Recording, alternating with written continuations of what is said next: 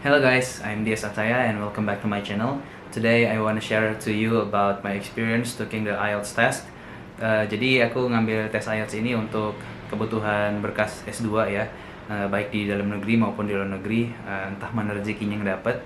Dan memang untuk tes IELTS ini kebanyakan orang ngambil untuk mengetes kemampuan bahasa mereka, kedua untuk berkas ke luar negeri, yaitu untuk pendidikan maupun juga pekerjaan. Dan kalau di kesempatan aku ini aku mau ngambil untuk pendidikan ya, untuk lanjut S2. Aku bener-bener awalnya otodidak banget selama 2 bulan belajar, dan memang ini menantang bagiku karena dibandingkan dengan TOEFL, di sini ada writing dan juga tes speaking testnya. Nah, jadi kita memang harus advance dibandingkan cuma reading dan listening dan cuma pilihan ganda. Tapi di sini kita banyak pilihan seperti matching headings, kemudian true, false, and not given argumentation, ataupun matching the headings. Jadi banyak ya variasi soalnya yang menuntut kita punya language proficiency dan deep understanding about this language. Jadi memang pengalaman aku ya, kalau dengar di cerita orang di YouTube, ada yang ngambil di IDP, IELTS, ada juga yang ngambil di British Council. Nah, kalau yang aku lihat sih ya, kebanyakan orang ngambil di IDP katanya. Aku bukan bermaksud menjelek-jelekan sebuah lembaga, tapi ini berdasarkan personal experience mereka. Jadi kalau di IDP IELTS itu pertama pelayanannya lebih ramah, kemudian juga harganya kurang lebih sama ya. Tapi untuk ke tingkat kesulitannya jauh lebih mudah untuk di IDP IELTS.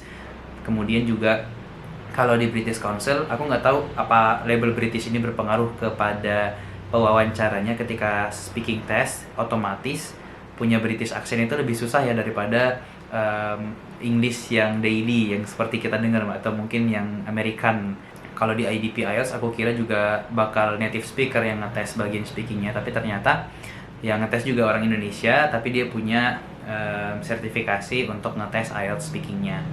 Dan menurutku tes di IDP IELTS, kalau di Pontianak aku ngambilnya di Sigma Education, itu cukup memuaskan. Hanya saja catatannya itu paper based, yang berdasarkan kertas itu tuh memang cukup mengganggu ketika mejanya itu lebih rendah dan kita harus 2,5 jam untuk menunduk ya, jadi pegel di leher dan punggung sini gitu. Jadi aku sempat pusing ketika ngerjain tes listening, reading, dan juga writing, karena itu cukup lama, dan untuk registrasi di awal itu ya cukup lama ya, 2 jam gitu. Jadi kalau kalian ngambilnya paper based dibandingkan computer based, saranku untuk siapin koyo biar nggak pegel gitu ya. Dan kalau paper based itu hasilnya akan keluar 13 hari setelah kita ngambil tes, sementara yang computer based itu 1 hari aja bisa udah jadi hasil tesnya. Jadi saranku memang kalau kalian mau ngambil tes, cari yang computer based. Kemudian ini beberapa tips aku untuk enhance our English each session part ya. Jadi untuk listening, kalau kalian udah terbiasa listening, kalian coba putar audio listening itu di Spotify ataupun di YouTube dengan speed 1,5 atau 2. Jadi semakin cepat audio speednya itu kita dengar, itu juga ngetes kemampuan pemahaman kita. Semakin kita cepat paham, maka semakin kita punya kesempatan untuk berpikir dan menjawab soalnya.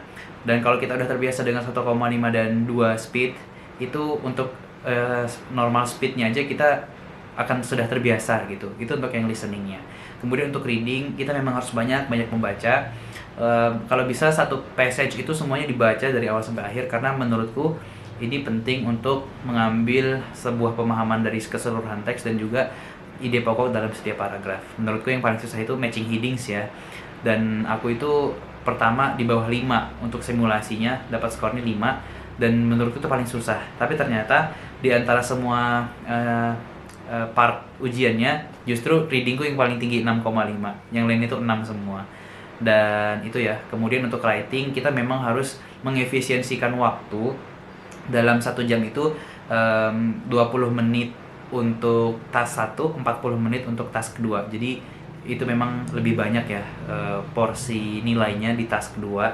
Jadi kita harus fokus ke task 2. Dan pengalaman aku tuh, aku di 3 menit pertama terlalu lama melihat table di task 1, jadi aku kebanyakan mikir dan menurutku 3 menit itu bisa menulis sekitar 100 kata ya. Jadi itu sangat berguna sebenarnya, tapi aku kehilangan momen itu. Dan yang terakhir, untuk tes speaking ya, kukira ini bakal langsung tes setelah kita melakukan tes tertulis tadi, tapi ternyata itu nunggu antrian dengan peserta lainnya. Jadi aku tesnya itu pagi sampai siang jam 12, kemudian aku wawancaranya itu di jam 4, dan itu cukup lama nunggunya ya gitu, dan kita gabut nggak ngapain-ngapain gitu. Dan untuk tes speaking ini, yang ngetes aku orang Indonesia, tapi dia juga punya sertifikasinya untuk tesnya. Dan aku ditanya tentang pengalaman aku kehilangan barang di tempat umum gitu. Jadi di tes ini sebenarnya bukan kayak wawancara atau interogasi, tapi lebih kepada diskusi dan cerita gitu. Gimana kita bisa menyampaikan ide ataupun pengalaman kita dengan baik. Kemudian juga lexical source kita, grammar kita, dan pronunciation kita itu dites di bagian ini. Jadi pesan aku, be confident dan jangan malu, dan berikan kesan yang outstanding kepada examinernya. Dan ya, kemarin aku tuh stuck di kalimat affordable, aku lupa ketika examinernya nanya, do you agree if we give someone appreciation that help us when we lost our thing in the public facility gitu. Jadi aku bilang ya, kita harus memberikan apresiasi kepada seseorang yang telah membantu kita gitu. And should we give a money to them gitu, katanya kayak gitu ya, apakah kita harus memberikan uang kepada mereka. Dan aku tuh stuck di pertanyaan itu. Dan ya, aku bilang we should give them a gift like a cup of coffee, or give some affordable things that we could appreciate them to help us gitu. Nah, jadi harus gitu ya. Jadi kita gak bisa menduga pertanyaan-pertanyaannya, jadi siapkan aja pengalaman yang terbaik dan juga penyampaian yang simple tapi ngena, daripada yang belibet-belibet ke sana kemari dan akhirnya kita terlalu complicated untuk menjelaskan experience kita.